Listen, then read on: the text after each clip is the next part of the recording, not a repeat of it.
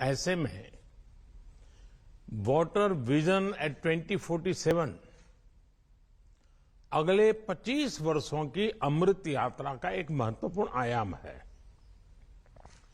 साथियों, इस सम्मेलन में होल ऑफ द गवर्नमेंट और होल ऑफ द कंट्री इसके विजन को सामने रखकर चर्चाएं होना बहुत स्वाभाविक और आवश्यक भी है।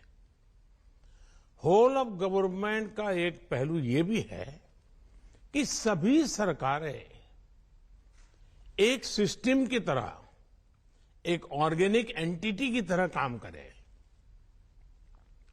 राज्यों में भी विभिन्न मंत्रालय, जैसे जल मंत्रालय हो, सिंचाई मंत्रालय हो, कृषि मंत्रालय हो, ग्रामीण विकास मंत्रालय हो, पशुपालन का विभाग हो, उसी प्रकार से शहरी विकास मंत्रालय,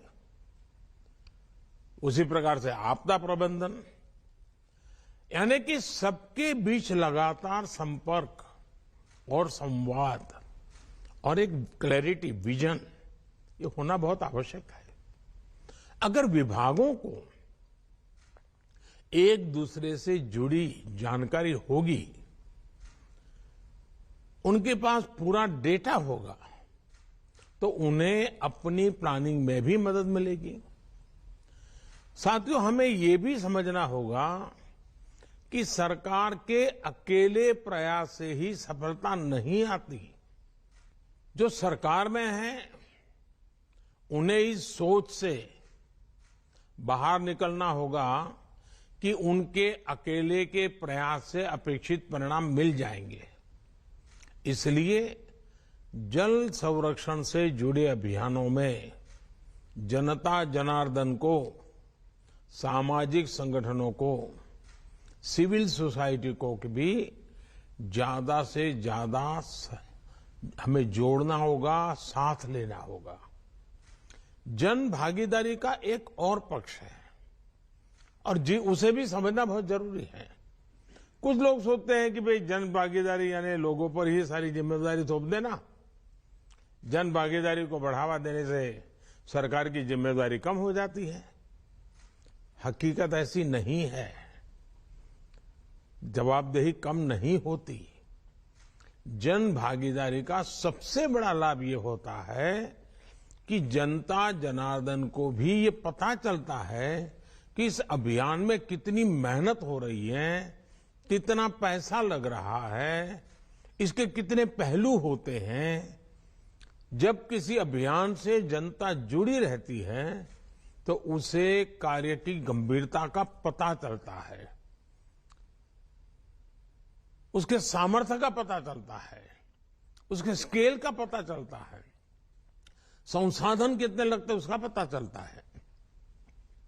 इससे जनता में जब ये सब देखते हैं, इन्वॉल्व होते हैं, तो ये इस प्रकार की योजना हो या अभियान हो, एक सेंस ऑफ ओनरशिप आती है। और जो सेंस ऑफ ओनरशिप जो है ना, वो सफलता की सबसे बड़ी कुंजी होती है।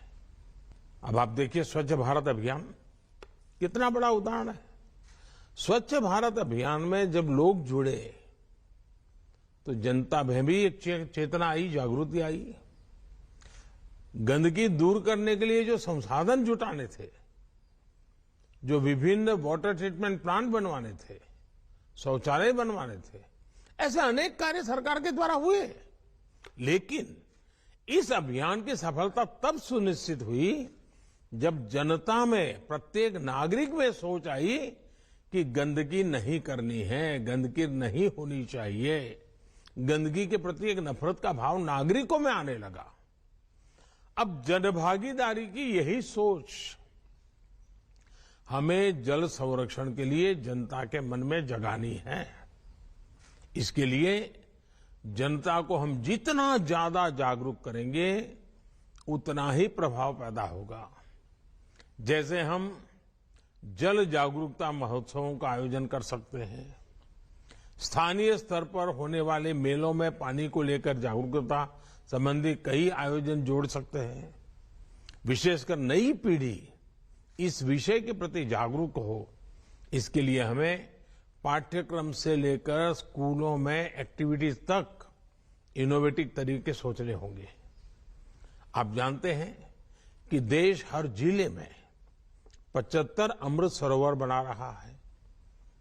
आपने भी अपने राज्य में इसमें काफी कुछ काम किया है। इतने कम समय में 25,000 अमृत सरोवर बन भी चुके हैं।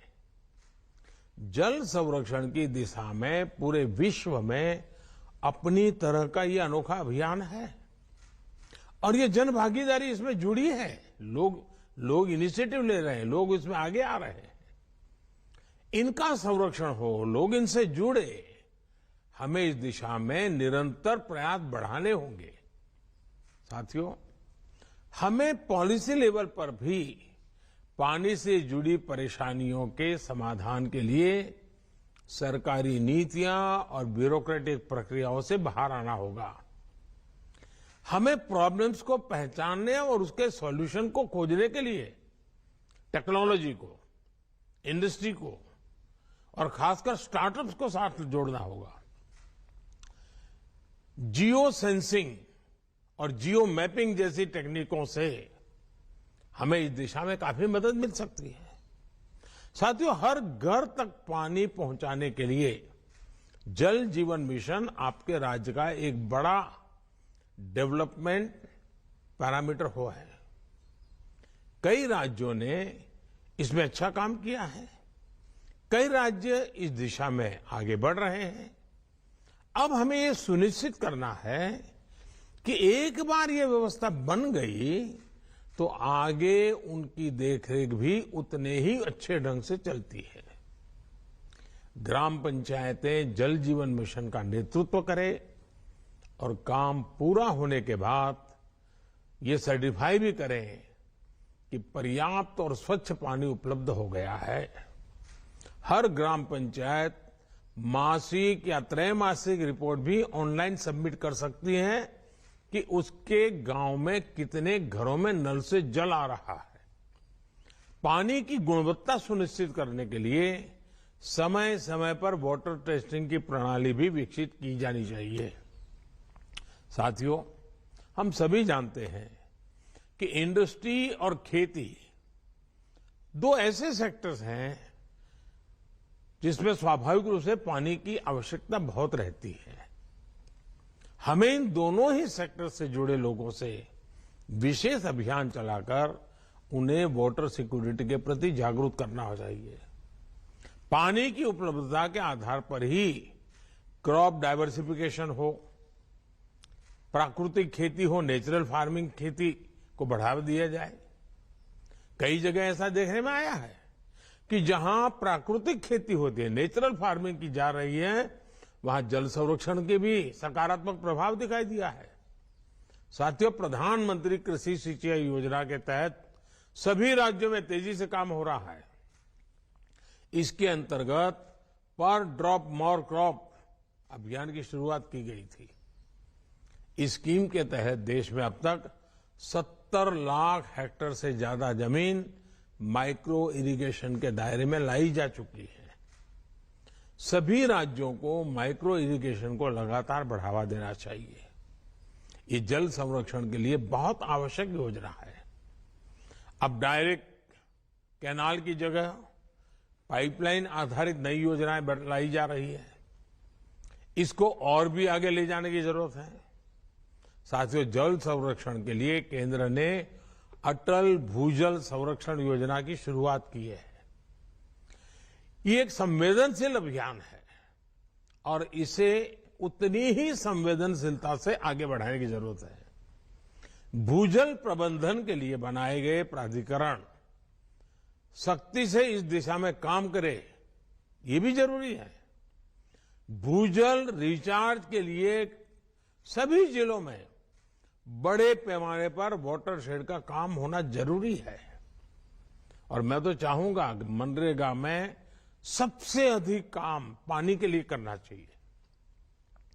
पहाड़ी क्षेत्रों में स्प्रिंग शेड को पुनर्जीवित करने का कार्यक्रम शुरू किया गया है। इस पर तेजी से काम करना होगा। जल संरक्षण के लिए आपके राज्य में वन क्षेत्रों को बढ़ाना वो भी उतना ही जरूरी है। इसके लिए पर्यावरण मंत्रालय और जल मंत्रालय साथ मिलकर काम करें।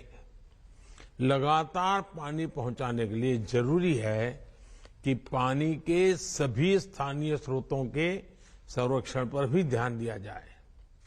ग्राम पंचायतें अपने लिए अगले 5 साल का एक्शन प्लान भी बनाएं। पानी को केंद्र में रख करके बनाएं, जिसमें पानी सप्लाई से लेकर स्वच्छता और वेस्ट मैनेजमेंट तक का रोड मैप हो। किस गांव में कितना पानी आवश्यक है और उसके लिए क्या काम हो सकता है, इसके आधार पर कुछ राज्यों में पंचायत स्तर पर वाटर बजट तैयार किया गया है। इसे भी दूसरे राज्यों द्वारा अपनाया जा सकता है। हाल के वर्षों में हमने देखा है कि कैच द रेन अभियान उसने एक आकर्षण तो पैदा किया है, लेकिन सफलता के लिए अभी बहुत कुछ करना जरूरी है।